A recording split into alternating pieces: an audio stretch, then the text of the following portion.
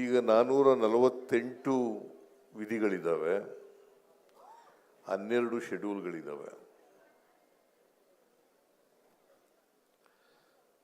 ಮತ್ತೆ ಸಂವಿಧಾನ ಇಲ್ಲಿವರೆಗೆ 106 ಬಾರಿ ತಿದ್ದುಪಡಿಯಾಗಿದೆ. ನಾನು ಯಾಕೆ ಹೇಳ್ತಾ ಇದ್ದೀನಿ ಅಂತಂದರೆ, ವಿದ್ಯಾರ್ಥಿಗಳಿರೋದ್ರಿಂದ ಇವೆಲ್ಲ ಗೊತ್ತಾಗಲಿ ಇತಿಹಾಸ ಅಂತ ಹೇಳಿ ಹೇಳ್ತಾ ಇದ್ದೀನಿ. ಭಾಳ ಜನ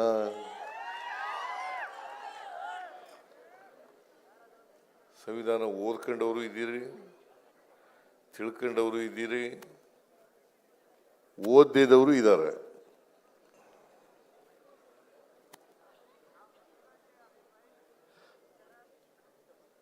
ಸಂವಿಧಾನ ಶುರುವಾಗದೆ we the people of India,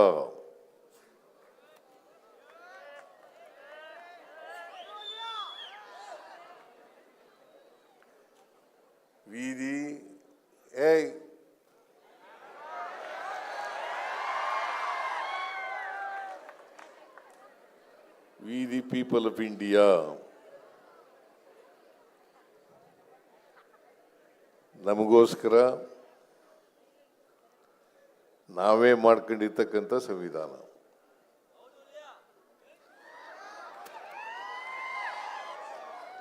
ನಿನ್ ಮಧ್ಯೆ ಮಾತಾಡು ಅಂತ ಹೇಳಿದ್ದ.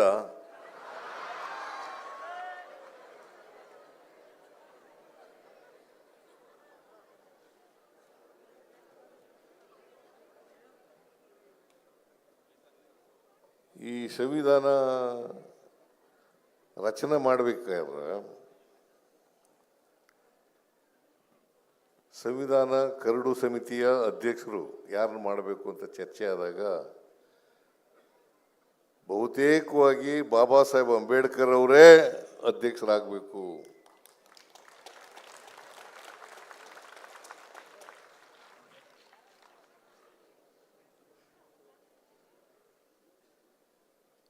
ಬಾಬಾ ಸಾಹೇಬ್ ಅಂಬೇಡ್ಕರ್ ಅವರೇ ಇದರ ಅಧ್ಯಕ್ಷರಾಗಬೇಕು. ಅವರು ರಚನಾ ಸಮಿತಿಯ ಸದಸ್ಯರು ಕೂಡ ಆಗಿದ್ದರು.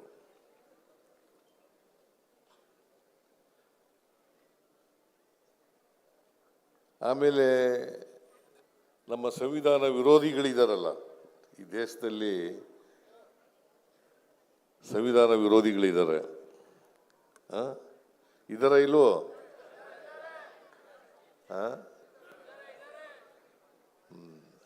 ಆ ವಿರೋಧಿಗಳು ಯಾರು ಅಂತ ಗುರ್ತಿಸ್ಕೋಬೇಕು.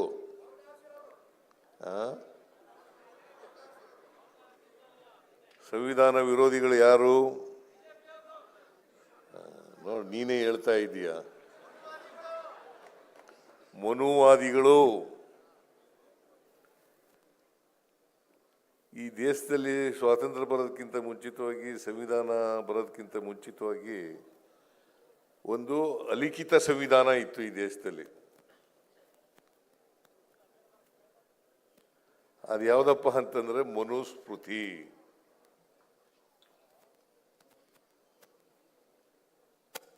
ಗೊತ್ತಾಯ್ತೇನೆ ವೇಣುಗೋಪಾಲ್?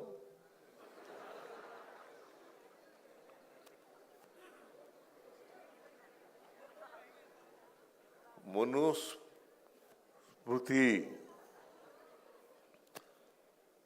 ಅದೇ ಅಲಿಖಿತ ಸಂವಿಧಾನ.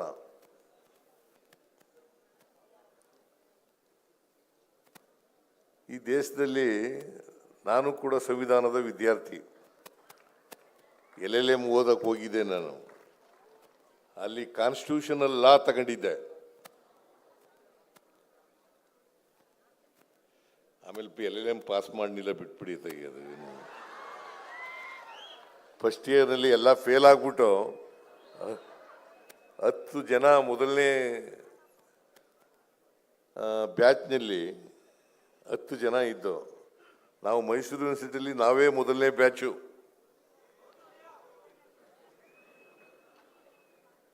ಹತ್ತು ಜನ ಫೇಲ್ ಆಗ್ಬಿಟ್ಟು LLMನಲ್ಲಿ ಫಸ್ಟ್ ಇಯರ್ನಲ್ಲಿ. ಆಮೇಲೆ ಸೆಕೆಂಡ್ ಇಯರ್ಗೆ ಹೋದೆ, ನಮ್ಮ ಅವ್ವ ಸತ್ತೋಗ್ಬಿಟ್ಲು. ಆಮೇಲೆ ಬಿಟ್ಬಿಟ್ಟೈತೆ, ಯಾಕೆ ಬೇಡಕ್ಕೆ ಬೇಡ ಇದು ಅಂತ. ಬಾಬಾ ಸಾಹೇಬ್ ಅಂಬೇಡ್ಕರ್ ಅವರು ಸಂವಿಧಾನ ರಚನೆ ಮಾಡೋದಕ್ಕೂ ಮುಂಚಿತವಾಗಿ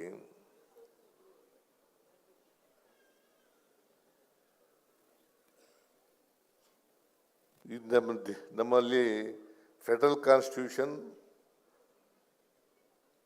unitary constitution, written constitution, unwritten ಕಾನ್ಸ್ಟಿಟ್ಯೂಷನ್ಗಳಂತ ಇದ್ದಾವೆ.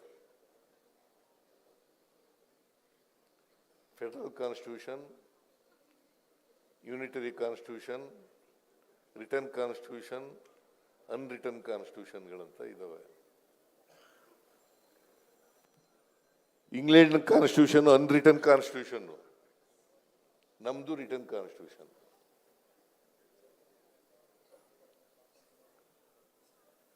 ಅಮೆರಿಕ ದೇಶದ್ದು written constitution.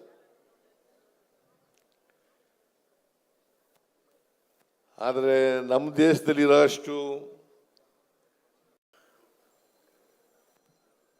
England constitution unwritten constitution, ನಮ್ದು ರಿಟರ್ನ್ ಕಾನ್ಸ್ಟಿಟ್ಯೂಷನ್.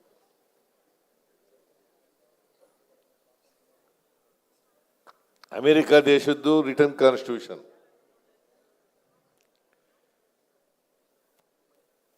ಆದರೆ ನಮ್ಮ ದೇಶದಲ್ಲಿರೋ ಅಷ್ಟು ಜಾತಿ ವ್ಯವಸ್ಥೆ, ಧರ್ಮ ವ್ಯವಸ್ಥೆ, ಸಂಸ್ಕೃತಿಗಳು, ಭಾಷೆಗಳು ಬೇರೆ ಯಾವ ಜಗತ್ತಿನ ಯಾವ ದೇಶದಲ್ಲೂ ಕೂಡ ಇಲ್ಲ.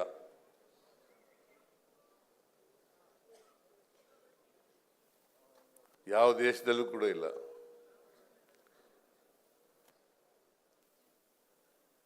ಮತ್ತೆ ಇಂಥ ಸಮಾಜ ಇರುವಾಗ ಈ ಸಮಾಜಕ್ಕೆ ಯಾವ ರೀತಿ ಕಾನ್ಸ್ಟಿಟ್ಯೂಷನ್ ಬರೀಬೇಕು ಅಂತ ಮಾಡಿದದ್ದು ಅದು ಬಾಬಾ ಸಾಹೇಬ್ ಅಂಬೇಡ್ಕರ್ ಒಬ್ಬರಿಂದಲೇ ಸಾಧ್ಯವೇ ಹೊರತು ಬೇರೆ ಯಾರಿಂದಲೂ ಕೂಡ ಸಾಧ್ಯ.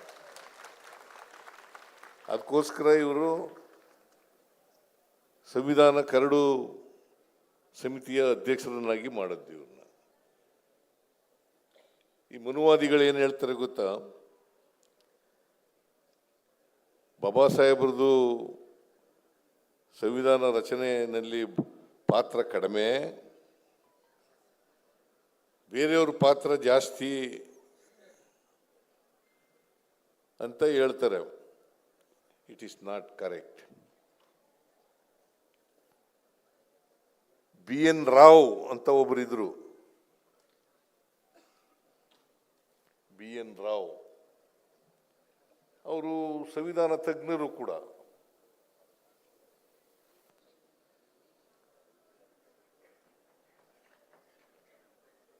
ಅವರು ಪಾತ್ರ ಜಾಸ್ತಿ ಅಂತ ಹೇಳಿ ಮನುವಾದಿಗಳು ಹೇಳೋದು.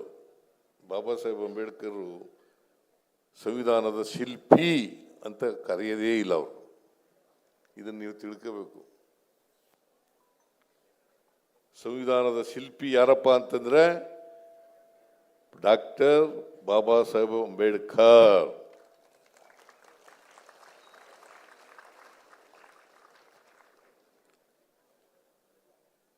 ಈ ಕರಡು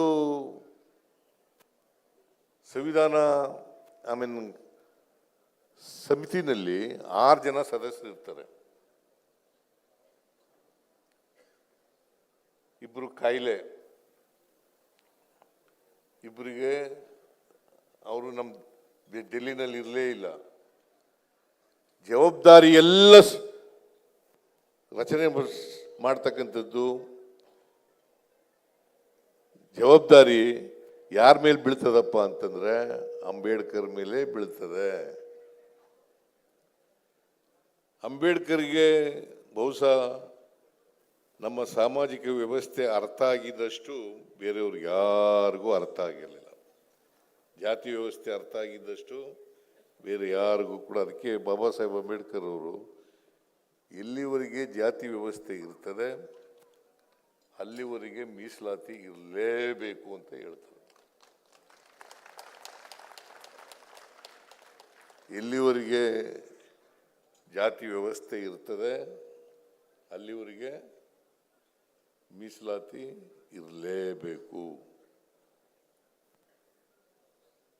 ಅದನ್ನೇ ಬಿಜೆಪಿಯವರು ಸಂವಿಧಾನದಲ್ಲಿ ಏನು ಹೇಳಿರ್ತಾರೆ, 10 ವರ್ಷ ಸಂವಿಧಾನ ಮೀಸಲಾತಿ ಇರಬೇಕು ಅಂತ ಹೇಳಿರ್ತಾರೆ. ಅದರ ಅರ್ಥ 10 ವರ್ಷದಲ್ಲಿ ಸಮಾನತೆ ಬಂದ್ಬಿಡ್ತದೆ ಅಂತ. ಈ ಉದ್ದೇಶ ಏನು ಸಂವಿಧಾನದ್ದು?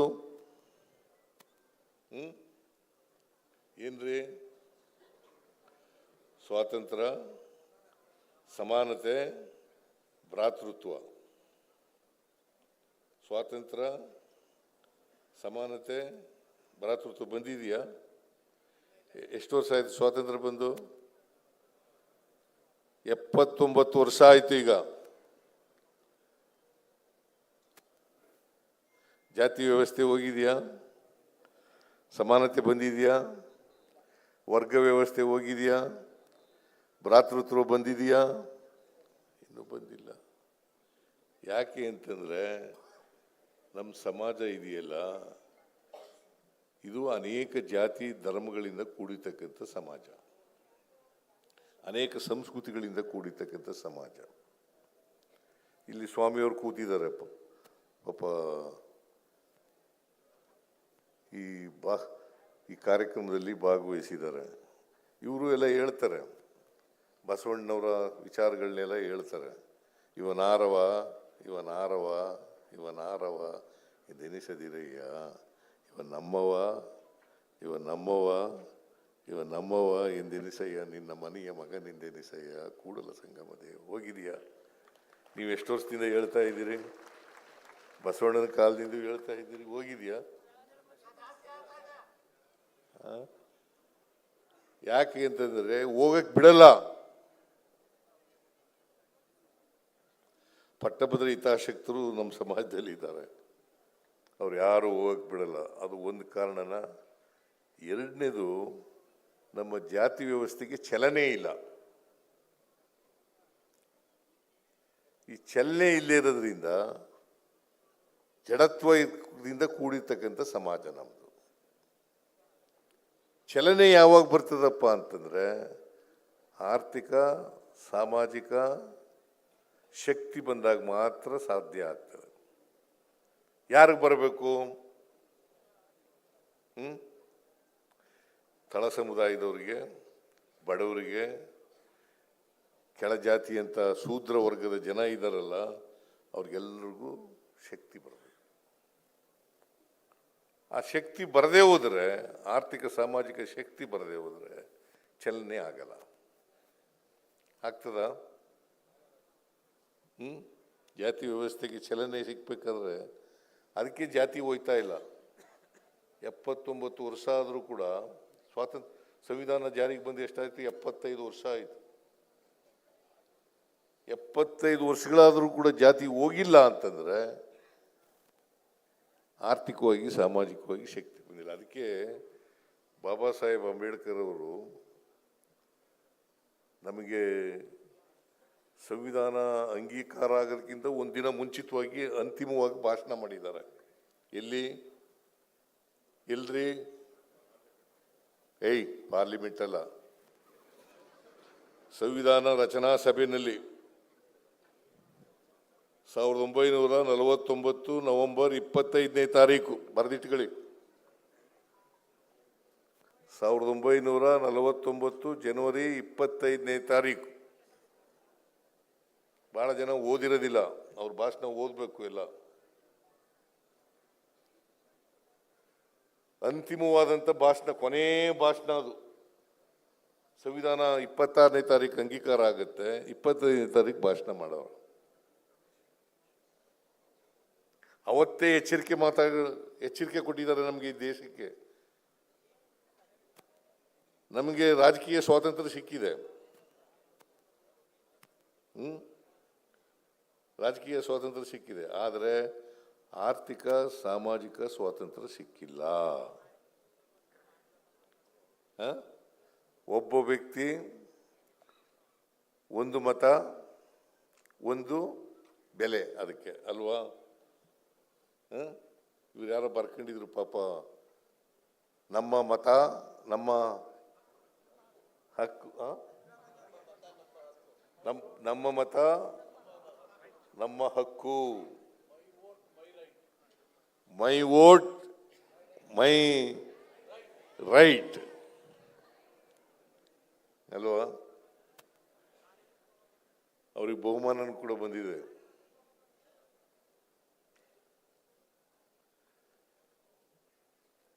ಈ ಚಲನೆ ಸಿಕ್ಬೇಕಾದ್ರೆ ಅದಕ್ಕೆ ಬಾಬಾ ಸಾಹೇಬ್ ಅಂಬೇಡ್ಕರ್ ಅವರು ಸಂವಿಧಾನ ರಚನಾ ಸಭೆಯಲ್ಲಿ ಭಾಷಣ ಮಾಡ್ತಾ ಹೇಳ್ತಾರೆ, ನಮಗೆ ಸ್ವಾತಂತ್ರ್ಯ ಬಂದಿದೆ, ಈ ಸ್ವಾತಂತ್ರ್ಯ ಯಶಸ್ವಿ ಆಗಬೇಕಾದ್ರೆ ಆರ್ಥಿಕ ಸಾಮಾಜಿಕ ಶಕ್ತಿ ಬಂದಾಗ ಮಾತ್ರ ಸಾಧ್ಯ.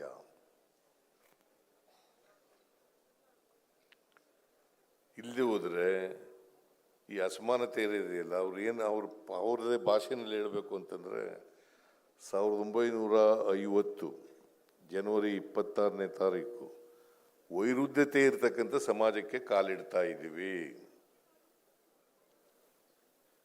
ಗೊತ್ತಾಯ್ತಲ್ಲ, ವೈರುಧ್ಯತೆ ಇರ್ತಕ್ಕಂಥ ಸಮಾಜಕ್ಕೆ ಕಾಲಿಡ್ತಾ ಇದ್ದೀವಿ. ಅಂದರೆ ಆರ್ಥಿಕ ಅಸಮಾನತೆ ಇದೆ, ಸಾಮಾಜಿಕ ಅಸಮಾನತೆ ಇದೆ, ರಾಜಕೀಯ ಅಸಮಾನತೆ ಇದೆ, ಶೈಕ್ಷಣಿಕ ಅಸಮಾನತೆ ಇದೆ. ಇಂಥ ಸಮಾಜಕ್ಕೆ ಕಾಲಿಡ್ತಾ ಇದ್ದೀವಿ.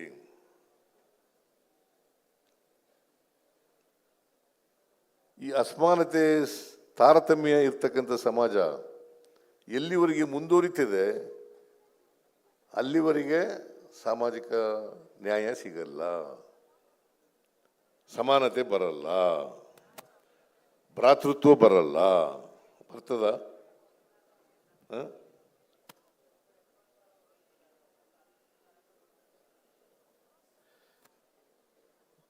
ಎಲ್ಲಿವರೆಗೆ ಅಸಮಾನತೆಯನ್ನು ತೊಲಗಿಸಲ್ಲ, ಅಸಮಾನತೆಯಿಂದ ನರಳತಕ್ಕಂಥ ಜನ ಇದ್ದಾರಲ್ಲ, ಆ ಜನರೇ ಸ್ವಾತಂತ್ರ್ಯದ ಸೌಧವನ್ನು ಧ್ವಂಸ ಮಾಡ್ತಾರೆ ಅಂತ ಹೇಳ್ತಾರೆ. ಗೊತ್ತಾಯ್ತಾ ಮಕ್ಕಳೇ?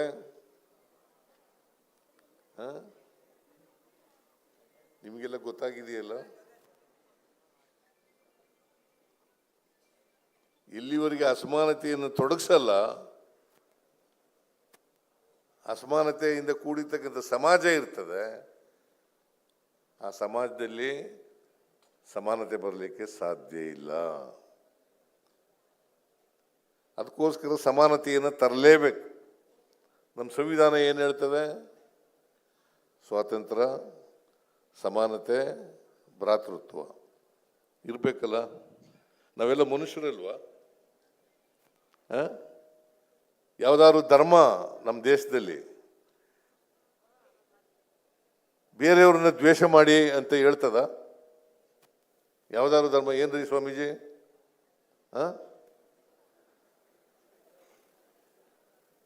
ಬೇರೆ ಜನರನ್ನ ದ್ವೇಷ ಮಾಡಿ, ದಲಿತರನ್ನು ದ್ವೇಷ ಮಾಡಿ, ಹಿಂದುಳಿದವ್ರನ್ನ ದ್ವೇಷ ಮಾಡಿ, ಅಲ್ಪಸಂಖ್ಯಾತರನ್ನು ದ್ವೇಷ ಮಾಡಿ, ಮಹಿಳೆಯರನ್ನು ದ್ವೇಷ ಮಾಡಿ, ಕಾರ್ಮಿಕರನ್ನು ದ್ವೇಷ ಮಾಡಿ, ರೈತರನ್ನ ದ್ವೇಷ ಮಾಡಿ ಅಂತ ಹೇಳ್ತದ? ಎಲ್ಲರನ್ನೂ ಪ್ರೀತಿಸಿ ಅಂತ ಹೇಳ್ತದೆ. ಮತ್ತೆ ಎಲ್ಲಿ ಪ್ರೀತಿಸದೇ ಇಲ್ಲ ನೀವು?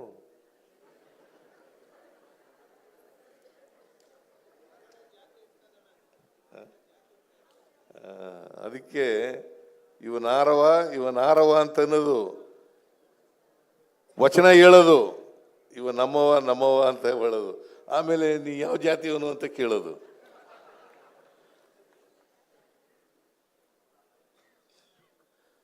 ಇದು ಹೋಗ್ಬೇಕಲ್ಲ, ಬದಲಾವಣೆ ಆಗಬೇಕಲ್ಲ. ಅದಕ್ಕೆ ಬಾಬಾ ಸಾಹೇಬ್ ಅಂಬೇಡ್ಕರ್ ಅವರು ಅವರಿಂದ ಮಾತ್ರ ಇಂಥ ಕಾನ್ಸ್ಟಿಟ್ಯೂಷನ್ ಕೊಡಲಿಕ್ಕೆ ಸಾಧ್ಯ. ಅದು ಅವರು ಹ್ಯಾಂಡ್ ರೈಟಿಂಗ್ನಲ್ಲಿ ಬರೆದಿದ್ದಾರೆ. ಈಗ ನಿಮ್ಗೆಲ್ರಿಗೂ ಅವ್ರ ಹ್ಯಾಂಡ್ ರೈಟಿಂಗ್ನಲ್ಲಿ ಇರ್ತಕ್ಕಂಥ ಸಂವಿಧಾನ ಅದಲ್ಲೆಯ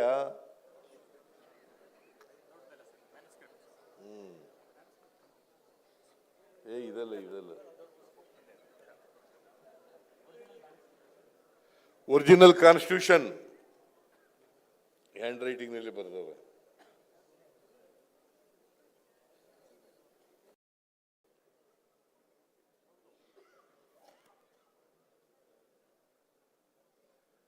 ಇದಕ್ಕೆ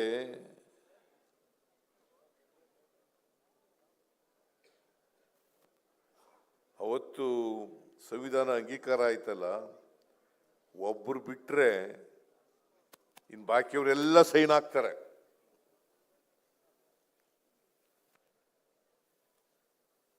ಅವ್ರ ಹೆಸರೇನೋ ಮರ್ತ್ಬಿಟ್ಟಿದ್ದೀನಿ, ಒಬ್ರು ಸೈನ್ ಆಗ್ತಿದ್ದವರು. 285 ಜನ ಇರ್ತಾರೆ. ಇಲ್ಲ ಅವನು ಯಾರೋ ಹೆಸರು ಮರ್ತ್ಬಿಟ್ಟಿದ್ದೀನಿ. ಅವನೇನು ಕಮ್ಯುನಿಸ್ಟ್ನವನಲ್ಲ.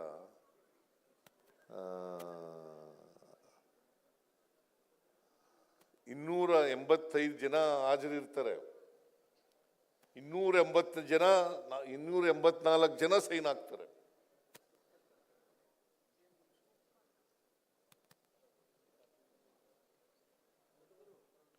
ಗೊತ್ತಾಯ್ತಾ? ಅಂದ್ರೆ ಅಷ್ಟು ಮಟ್ಟಿಗೆ ಬಾಬಾ ಸಾಹೇಬ್ ಅಂಬೇಡ್ಕರ್ ಅವರು ಸಂವಿಧಾನವನ್ನ ಎಲ್ಲರೂ ಒಪ್ಕೊಳ್ಳೋ ರೀತಿಯಲ್ಲಿ ಮಾಡಿದ್ರು. ಟಿ ಕೃಷ್ಣಮಾಚಾರ್ ಅಂತ ಕೇಳಿದ್ದೀರಾ? ಟಿ ಕೃಷ್ಣಮಾಚಾರ್ ಅವರು ಬಹಳ ಹೊಗಳಿ ಭಾಷಣ ಮಾಡ್ತಾರೆ ಅಂಬೇಡ್ಕರ್ ಅವರಿಗೆ. ರಾಜೇಂದ್ರ ಪ್ರಸಾದ್ ಅಧ್ಯಕ್ಷರು, ಅವರು ಹೊಗಳಿ ಭಾಷಣ ಮಾಡ್ತಾರೆ ಅಂಬೇಡ್ಕರ್ಗೆ. ಮತ್ತೆ ಈ ನಮ್ಮ ಸಂವಿಧಾನ ವಿರೋಧಿಗಳಿದಾರಲ್ಲ, ಬಾಬಾ ಸಾಹೇಬ್ ಅವ್ರದ್ದು ಪಾತ್ರ ಕಡಿಮೆ, ರಾವ್ ಪಾತ್ರ ಜಾಸ್ತಿ ಅಂತ ಹೇಳ್ತಾರಲ್ಲ, ಅದು ಸುಳ್ಳಲ್ವಾ? ಹೊಟ್ಟೆ ಕಿಚ್ಚಿನಿಂದ ಹೇಳೋದು. ಬಾಬಾ ಸಾಹೇಬ್ ಅಂಬೇಡ್ಕರ್ ಅವರು ದಲಿತ ಜಾತಿನಲ್ಲಿ ಹುಟ್ಟಿ ಈ ಎತ್ತರಕ್ಕೆ ಬೆಳೆದ್ಬಿಟ್ನಲ್ಲ ಅನ್ನೋ ಹೊಟ್ಟೆ ಕಿಚ್ಚಿನಿಂದ ಹೇಳ್ತಾ ಇರೋದು.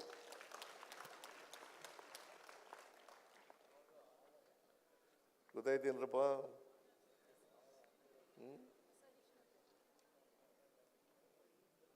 ಗೊತ್ತಾಯ್ತೇನೆ ವೇಣುಗೋಪಾಲ್?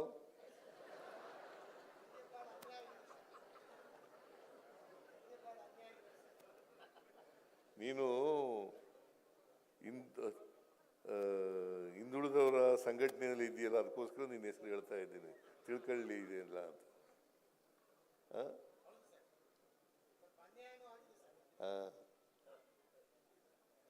ನಿನಗನ್ನೇ ಆಗಿದೆ ಇಲ್ಲಿ. ನೀನು ಇದನ್ನೆಲ್ಲ ತಿಳ್ಕೊಂಡ್ರೆ ನೀನು ಮುಂದೆ ಬರಕ್ಕೆ ಅನುಕೂಲ ಆಗ್ತದೆ.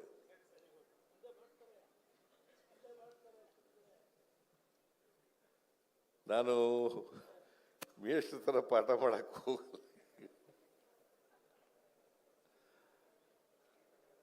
ಬಾಬಾ ಸಾಹೇಬ್ ಅಂಬೇಡ್ಕರ್ ಅವರು ಬಹಳ ಕಷ್ಟಪಟ್ಟು ಇಂಥ ಸಂವಿಧಾನನ ರಚನೆ ಮಾಡಿಕೊಂಡಿದ್ದಾರೆ. ಬಹುಶಃ ಜಗತ್ತಿನಲ್ಲಿ ಅತ್ಯಂತ ಶ್ರೇಷ್ಠ ಸಂವಿಧಾನ ಭಾರತ ದೇಶದ್ದು ಅಂತಕ್ಕಂಥದ್ದನ್ನ ಹೇಳಲಿಕ್ಕೆ ಬಯಸ್ತೇನೆ. ಅಲ್ಲದೆ ಟಿ ಕೃಷ್ಣಮಾಚಾರಿ ಅವರು ಒಬ್ರು ಮೇಧಾವಿನೇ. ಅವರು ಹೊಗಳು ಮಾತಾಡೋಕ್ಕಾಗುತ್ತಾ? ಅವತ್ತು ಮಾತಾಡದಂಥವ್ರಲ್ಲಿ ಎಲ್ಲರೂ ಕೂಡ ಬಾಬಾ ಸಾಹೇಬ್ ಅಂಬೇಡ್ಕರ್ ಅವರನ್ನು ಹೊಗಳ್ತಾರೆ. ಅಂಥ ದೇಶಕ್ಕೆ ಸಂವಿಧಾನನ ಈ ದೇಶಕ್ಕೆ ಕೊಟ್ಟಿದ್ದಾರೆ. ಅದಕ್ಕೆ ಸಂವಿಧಾನ ಎಲ್ರಿಗೂ ಗೊತ್ತಾಗಬೇಕು ಅಲ್ವಾ? ಗೊತ್ತಾಗಬೇಕಾ ಬೇಡ? ಅದಕ್ಕೆ ಅದೇ ಒಬ್ಬ ಎಲ್ಲ ಸಮಾಜ ಕಲ್ಯಾಣ ಸಚಿವರಾದ ಮೇಲೆ ಎಲ್ಲ ಶಾಲಾ ಕಾಲೇಜುಗಳಲ್ಲಿ ಸಂವಿಧಾನದ ಪೀಠಿಕೆಯನ್ನು ಓದಿಸ್ತಕ್ಕಂಥದ್ದು. ನಾನು ತೇಜಸ್ ಚಕ್ರವರ್ತಿ,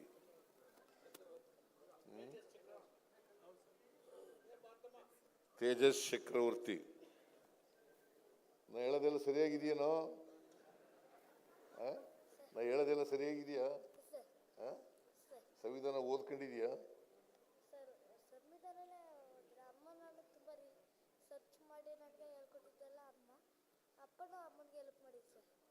ನಿಮ್ಗ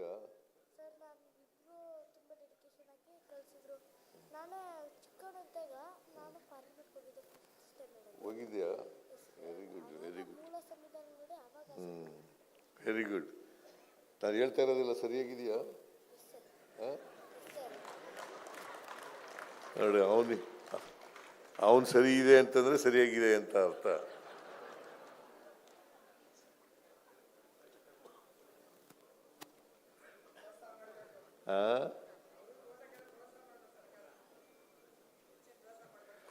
ಆಯ್ತು, ನೀವು ಬಿಡಪ್ಪ, ನೀನು ಇದು ಹೇಳೋಕೆ ಅಂತ ಕೂತಿದ್ದೀಯ ನೀನು.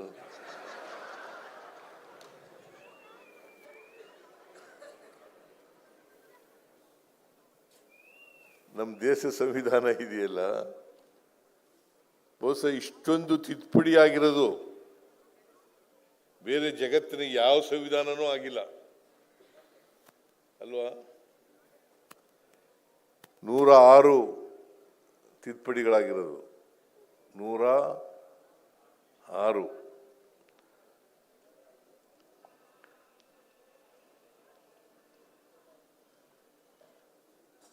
ಈಗ ಶೆಡ್ಯೂಲ್ 8 ಇದ್ದು ಈಗ 12 ಆಗಿದ್ದಾವೆ.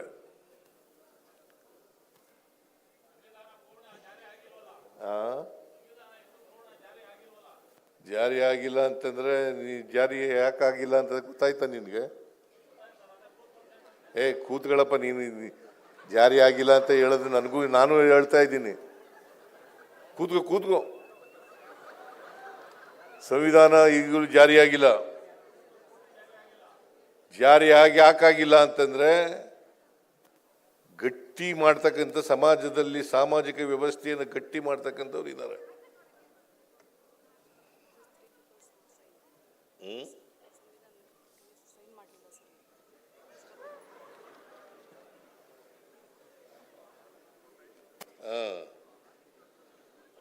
ಇವು ನಮ್ಮ ಪಲ್ಲವಿ ಹೇಳ್ತಾ ಇದ್ದಾಳೆ,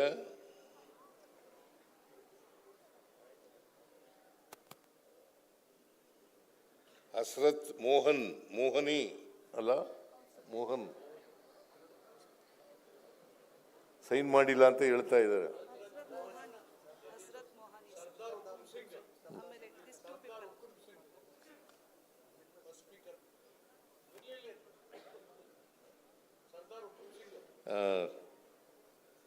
ಓಕೆ, ಅದು ನೋಡೋಣ. ನಾನು ಮರ್ತ್ಬಿಟ್ಟಿದ್ದೀನಿ. ಈಗ ಮರ್ತಿರೋದನ್ನೆಲ್ಲ ಹೇಳ್ಬಾರ್ದು. ಗೊತ್ತಿದ್ರೆ ಮಾತ್ರ ಹೇಳ್ಬೇಕು, ಗೊತ್ತಿರೋದೆಲ್ಲ ಹೇಳಕ್ ಹೋಗ್ಬಾರ್ದು. ಅವರು ನಮ್ಮ ಸ್ನೇಹಿತರು ಕೂತ್ಕೊಳ್ಳಿ.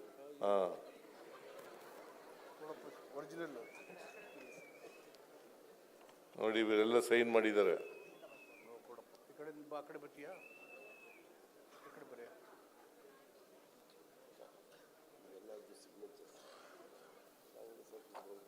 ಇನ್ನೂರ 85 ಜನ ಅವತ್ತು ಪ್ರೆಸೆಂಟ್ ಆಗಿದ್ದವರು. ಆ 285 ಜನದಲ್ಲಿ 284 ಜನ ಸೈನ್ ಹಾಕ್ತಾರೆ. ಒಬ್ಬನೇ ಒಬ್ಬ ಸೈನ್ ಹಾಕಲ್ಲ. ಓಕೆ, ನಾನು ಅದಕ್ಕೆ ಡಿಬೇಟ್ಸ್ ಇದೆಯಲ್ಲ, ಕಾನ್ಸ್ಟಿಟ್ಯೂಯೆಂಟ್ ಅಸೆಂಬ್ಲಿ ಡಿಬೇಟ್ಸ್ ಇದೆಯಲ್ಲ, ಆ ಡಿಬೇಟ್ಸ್ನ ಕನ್ನಡಕ್ಕೆ ತರ್ಜುಮೆ ಮಾಡಿದ್ದೀನಿ.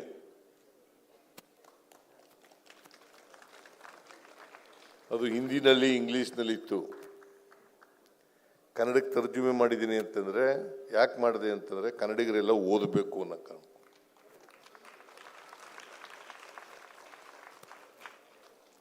ಕನ್ನಡಿಗರೆಲ್ಲ ಓದಬೇಕು, ವಿದ್ಯಾರ್ಥಿಗಳೆಲ್ಲ ಓದಬೇಕು.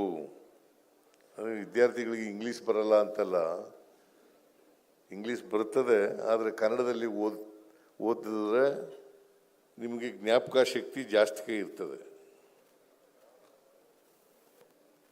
ಮಾತೃಭಾಷೆಯಲ್ಲಿ ಓದ್ಕೊಂಡ್ರೆ ಜ್ಞಾಪಕ ಶಕ್ತಿ ಜಾಸ್ತಿ ಇರ್ತದೆ ಅಲ್ವಾ? ನಾನು ಹೈಸ್ಕೂಲ್ ಫಸ್ಟ್ ಇಯರ್ನಲ್ಲಿ ಕನ್ನಡ ವ್ಯಾಕರಣ ಕಲ್ತಿದ್ದು ಈಗಲೂ ಜ್ಞಾಪಕ ಇದೆ ನನಗೆ. ಹೈಸ್ಕೂಲ್ ಫಸ್ಟ್ ಇಯರ್ನಲ್ಲಿ 8th ಸ್ಟ್ಯಾಂಡರ್ಡ್ನಲ್ಲಿ ಕನ್ನಡ ವ್ಯಾಕರಣ ಕಲ್ತದ್ದು ಈಗಲೂ ಜ್ಞಾಪಕದಲ್ಲಿ ಇಟ್ಕೊಂಡಿದ್ದೀನಿ. ಹೈಸ್ಕೂಲ್ವರೆಗೆ ಮಾತ್ರ ಮೇಷ್ಟ್ರುಗಳೆಲ್ಲ ಜ್ಞಾಪಕ ಇರೋದು, ಆಮೇಲೆ ಮರ್ತೋಗ್ಬಿಡ್ತದೆ ಎಲ್ಲ. ಸೊ ಎನಿವೇ, ಸಂವಿಧಾನ ಇದೆಯಲ್ಲ, ಅಸಮಾನತೆ ನೋಡಪ್ಪ, ಅಸಮಾನತೆ ಹೋಗ್ಬೇಕಲ್ಲ. ಸಂವಿಧಾನ ಯಾವಾಗ ಜಾರಿ ಬರ್ತದೆ ಅಂತಂದ್ರೆ ಅಸಮಾನತೆ ಹೋದಾಗ. ಜಾತಿ ವ್ಯವಸ್ಥೆ ಯಾವಾಗ ಹೋಗ್ತದೆ ಅಂತಂದ್ರೆ ಅಸಮಾನತೆ ಹೋದಾಗ. ಗೊತ್ತಾಯ್ತಾ?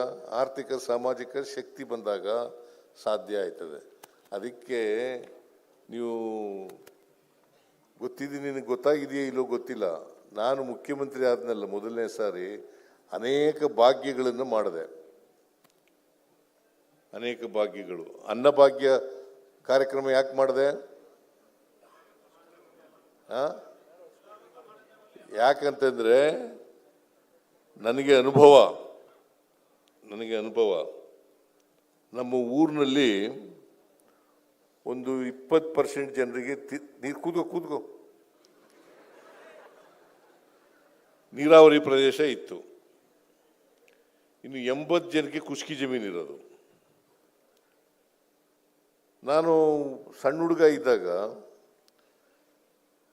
ಯಾರ ಮನೆಯಲ್ಲಿ ಅನ್ನ ಮಾಡ್ತಾರೆ, ಅನ್ನ ಮಾಡದಿದ್ದವ್ರು ಮನೆಯಲ್ಲಿ ಅನ್ನ ಮಾಡ ಕನ್ನಡ ವ್ಯಾಕರಣ ಕಲ್ತದ್ದು ಈಗಲೂ ಜ್ಞಾಪಕದಲ್ಲಿ ಇಟ್ಕೊಂಡಿದ್ದೀನಿ. ಹೈಸ್ಕೂಲ್ವರೆಗೆ ಮಾತ್ರ ಮೇಷ್ಟ್ರುಗಳೆಲ್ಲ ಜ್ಞಾಪಕ ಇರೋದು, ಆಮೇಲೆ ಮರ್ತೋಗ್ಬಿಡ್ತದೆ ಎಲ್ಲ. ಸೊ ಎನಿವೆ, ಸಂವಿಧಾನ ಇದೆಯಲ್ಲ, ಅಸಮಾನತೆ ನೋಡಪ್ಪ, ಅಸಮಾನತೆ ಹೋಗ್ಬೇಕಲ್ಲ. ಸಂವಿಧಾನ ಯಾವಾಗ ಜಾರಿ ಬರ್ತದೆ ಅಂತಂದ್ರೆ ಅಸಮಾನತೆ ಹೋದಾಗ. ಜಾತಿ ವ್ಯವಸ್ಥೆ ಯಾವಾಗ ಹೋಗ್ತದೆ ಅಂತಂದ್ರೆ ಅಸಮಾನತೆ ಹೋದಾಗ. ಗೊತ್ತಾಯ್ತಾ?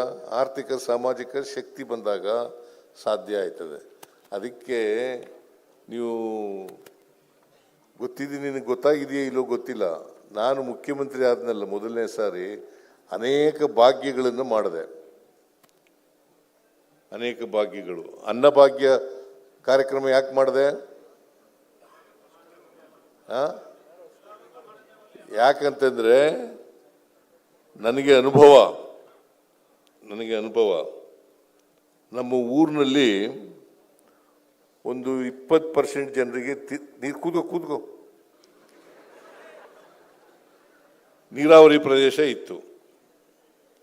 ಇನ್ನು 80 ಜನಕ್ಕೆ ಖುಷ್ಕಿ ಜಮೀನು ಇರೋದು. ನಾನು ಸಣ್ಣ ಹುಡುಗ ಇದ್ದಾಗ ಯಾರ ಮನೆಯಲ್ಲಿ ಅನ್ನ ಮಾಡ್ತಾರೆ, ಅನ್ನ ಮಾಡದಿದ್ದವ್ರು ಮನೆಯಲ್ಲಿ ಅನ್ನ ಮಾಡೋರು ಮನೆಗೆ ಹೋಗಿ ನಿಂತ್ಕೊಳ್ಳೋರು. ಒಂದು ತುತ್ತು ಅವ್ರ ಮಗುಗೆ ಜ್ವರ ಬಂದರೆ, ಬೇದಿ ಆದರೆ, ಅಥವಾ ನೆಗಡಿ ಆದರೆ, ಈ ಥರ ಒಂದು ತುತ್ತು ಅನ್ನಕ್ಕೋಸ್ಕರ ಕಾಯ್ಕೊಂಡು ನಿಂತ್ಕೊಳ್ಳೋರು. ಪಾಪ ಅವರು ಗೊಣಿಕಂದು ಕೊಡೋರು. ಯಾರು ಕೂಡ ಇನ್ನೊಬ್ಬರು ಮನೆ ಮುಂದೆ ಹೋಗಿ ನಿಂತ್ಕೋಬಾರ್ದು. ಒಂದು ತುತ್ತು ಅನ್ನಕ್ಕೋಸ್ಕರ ಇನ್ನೊಬ್ಬರು ಮನೆ ಮುಂದೆ ಹೋಗಿ ನಿಂತ್ಕೋಬಾರ್ದು, ಮರಳೊಡ್ಡಬಾರ್ದು. ಅದಕ್ಕೆ ಅನ್ನಭಾಗ್ಯ ಮಾಡಿದ್ರು. ನಾನು ಹೈಸ್ಕೂಲ್ ಸೆಕೆಂಡ್ ಇಯರ್ವರೆಗೆ ಚಪ್ಪಲಿ ಹಾಕೊಂಡಿರಲಿಲ್ಲ. ಹೈಸ್ಕೂಲ್ ಸೆಕೆಂಡ್ ಇಯರ್ಗೆ ಒಂದು ಜೊತೆ ಚಪ್ಪಲಿ ಹೊಲಿಸ್ಕೊಂಡೆ, 5 ರೂಪಾಯಿ ಕೊಟ್ಟು, ಇರ್ವಿನ್ ರೋಡ್ನಲ್ಲಿ, ಮೈಸೂರಿನಲ್ಲಿ. ಆ ಚಪ್ಪಲಿ ನನಗೆ SSLC ಮುಗಿಯೋವರೆಗೂ ಕೂಡ ಅದೇ ಚಪ್ಪಲಿ ಇದ್ದದು.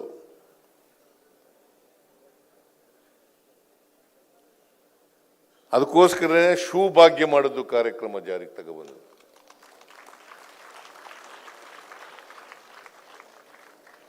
ಎಲ್ಲರೂ ಶೂ ಹಾಕಬೇಕು. ಶೂ ಇಲ್ಲದೆ ಬರಬಾರದು. ಶ್ರೀಮಂತರ ಮಕ್ಕಳು ಹಾಕ ಬರ್ತವೆ, ಬಡವ್ರ ಮಕ್ಕಳು ಇಲ್ಲಿಂದ ಹಾಕತಾರೆ. ಅವ್ರ ಅಪ್ಪ ಅಮ್ಮನಿಗೆ ಸ್ಕೂಲು ಸೇರಿಸಿದ್ದೇ ದೊಡ್ಡದು. ಇನ್ನು ಅದಕ್ಕೋಸ್ಕರನೇ ಹಾಲು ಕೊಡ್ತಕ್ಕಂಥ ಕ್ಷೀರ ಭಾಗ್ಯ ಮಾಡಿದ್ದು. ಅದಕ್ಕೋಸ್ಕರನೇ ಪೌಷ್ಟಿಕಾಂಶ ಸಿಗಲಿ ಅಂತೇಳಿ ಮಾಡಿದ್ದು. ಈಗ ಮೊಟ್ಟೆ ಕೊಡ್ತಾ ಇದ್ದೀವಿ, 6 ದಿನ, ವಾರದಲ್ಲಿ 6 ದಿನ ಮೊಟ್ಟೆ ಕೊಡ್ತಾ ಇದ್ದೀವಿ. ಮೊಟ್ಟೆ ಕೊಡೋದು ಕೂಡ ಅದೇ ಉದ್ದೇಶಕ್ಕೆ, ಹಾಲು ಕೊಡ್ತಕ್ಕಂಥದ್ದು ಅದೇ ಉದ್ದೇಶಕ್ಕೆ. ಕ್ಷೀರಧಾರೆ ಮಾಡಿದ್ದು ರೈತರಿಗೆ ಅನುಕೂಲ ಆಗಲಿ ಅಂತ ಮಾಡಿದ್ದು. ಯಾಕೆ ಮಾಡಿದೆ ಅಂತಂತಂದ್ರೆ ಅಸಮಾನತೆ ಹೋಗ್ಬೇಕಲ್ಲ. ಒಂದೇ ಸಾರಿ ಹೋಗಲ್ಲ ಅಸಮಾನತೆ, ಹಂತ ಹಂತವಾಗಿ ಹೋಗ್ಬೇಕಲ್ಲ. ಅದಕ್ಕೆ ಗ್ಯಾರಂಟಿ ಯೋಜನೆಗಳನ್ನು ಮಾಡಿದ್ದು. ಗೊತ್ತಾಯ್ತಾ ನಿನಗೆ? ಈಗ ಹೆಣ್ಮಕ್ಳೆಲ್ಲ ಫ್ರೀಯಾಗಿ ಬಸ್ನಲ್ಲಿ ತಿರ್ಗಾಡಕ್ಕೆ ಮಾಡಿದ್ದೀವಿ. ಏನಮ್ಮ ನೀವೆಲ್ಲ ತಿರ್ಗಾಡ್ತಿದ್ರಿಲ್ಲ?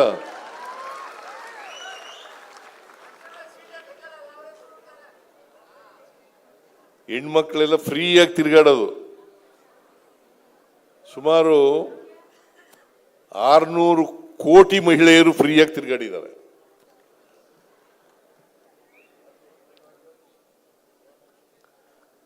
₹2,000 ಕೊಡೋದು ಹಿಂದೆ ಮಾಡಿದ್ರ?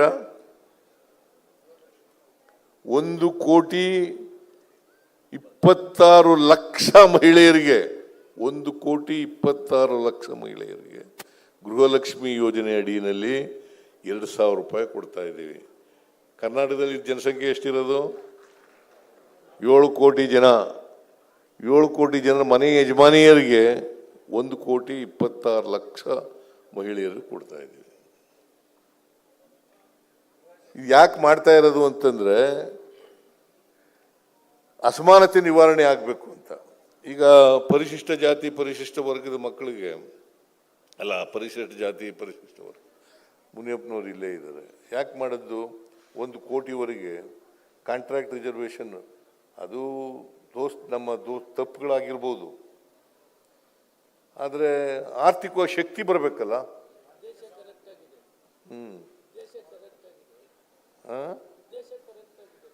ಉದ್ದೇಶ ನೀವು ಮಿನಿಸ್ಟ್ರು, ನೀವು ಸರ್ ಮಾಡಬೇಕು. ಅವ್ರಿಗೆ ತೋರಿಸಿದ್ರೆ ಹೆಂಗೆ? ನೀವೇ ಅದು ಬೇರೆ. ಮಂತ್ರಿಮಂಡಲ ಅಂತಂದ್ರೆ ಜಂಟಿ ರೆಸ್ಪಾನ್ಸಿಬಿಲಿಟಿ, ಜಾಯಿಂಟ್ ರೆಸ್ಪಾನ್ಸಿಬಿಲಿಟಿ, ಗೊತ್ತಾಯ್ತಾ? ನಾವು ಇನ್ನೊಬ್ರದ್ದು ನಾವು ತೋರಿಸೋದು, ಅವ್ರಿಗೆ ಇನ್ನೊಬ್ರು ತೋರಿಸೋದು, ಆಮೇಲೆ ಹಿಂಗೆ ಯಾರು ಮಾಡೋಂಗಿಲ್ಲ, ಹಂಗೆ ಬಿಟ್ಬಿಡೋದು. ಅಂಬೇಡ್ಕರ್ ಹಂಗೆ ಮಾಡಿದ್ರ?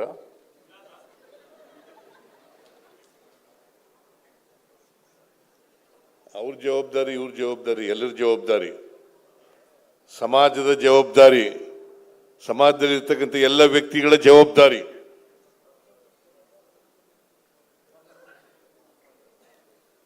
ಬರೀ ಸರ್ಕಾರದ ಜವಾಬ್ದಾರಿ ಅಲ್ಲ. ಈಗ ನಾವು ಕಾರ್ಯಕ್ರಮ ಮಾಡ್ತೀವಿ, ಅದು ಸರಿಯಾದ ರೀತಿಯಲ್ಲಿ ಇಂಪ್ಲಿಮೆಂಟ್ ಆಗಬೇಕಲ್ಲ. ಆ ಇಂಪ್ಲಿಮೆಂಟ್ ಆಗೋದನ್ನು ನೋಡ್ಕೊಳ್ಳೋರು ಯಾರು? ಮಂತ್ರಿಮಂಡಲ, MLAಗಳು ಮತ್ತು ಜನ, ಅಧಿಕಾರಿಗಳು.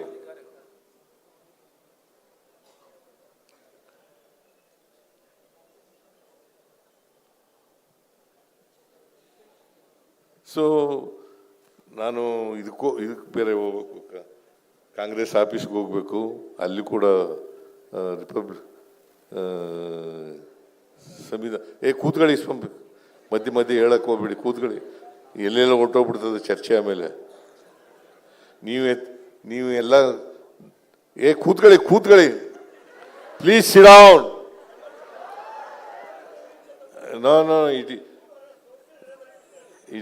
it is not a constituent assembly. Please sit down. Please sit down.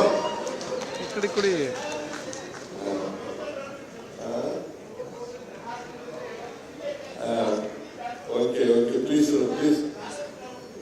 sit down. Okay. Hey, Bhim.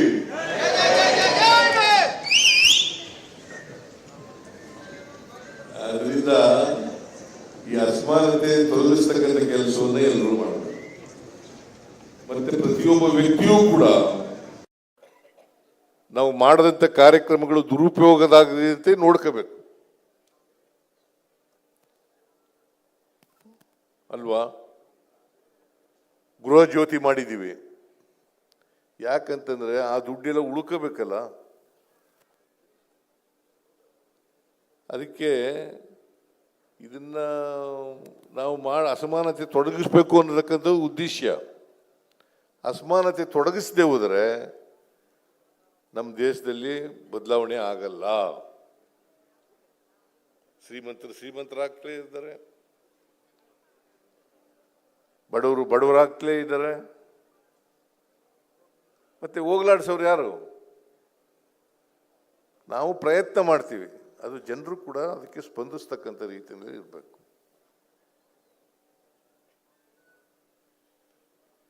ಅದರಿಂದ ಇವತ್ತು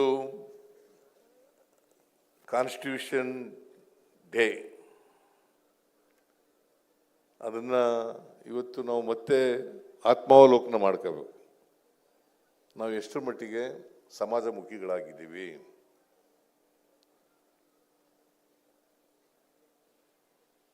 ಸಂವಿಧಾನಕ್ಕೆ ಬದ್ಧರಾಗಿದ್ದೀವಿ, ಸಂವಿಧಾನದ ಆಶಯಗಳಿಗೆ ಬದ್ಧರಾಗಿದ್ದೀವಿ, ಸಂವಿಧಾನದ ಧ್ಯೇಯೋದ್ದೇಶಗಳಿಗೆ ಬದ್ಧರಾಗಿದ್ದೀವಿ. ಇದನ್ನ ತಿಳ್ಕೊಳ್ತಕ್ಕಂಥ ಪ್ರಯತ್ನವನ್ನು ಮಾಡಬೇಕು, ಆತ್ಮಾವಲೋಕನ ಮಾಡಬೇಕು. ಇಲ್ಲಿವರೆಗೆ ಬಂದಿದ್ದೀವಿ ನಾವು. ನಾನು ಸಮಾಜಮುಖಿಯಾಗಿದ್ದೀನಾ ಇಲ್ವಾ ಅಂತ ನೋಡ್ಕೋಬೇಕಾಗುತ್ತೆ. ನಾನು ಇಲ್ಲದೆ ಹೋದರೆ ಪ್ರಯೋಜನ ಏನು? ನಾನು ಸಮಾಜದ ಸಮಸ್ಯೆಗಳಿದಾವಲ್ಲ ಅದಕ್ಕೆ ಸ್ಪಂದಿಸ್ತೀನಾ ಇಲ್ವಾ? 300 ಅದನ್ನು ಮಾಡ್ಕೊಂಡು ಮುಂದೆ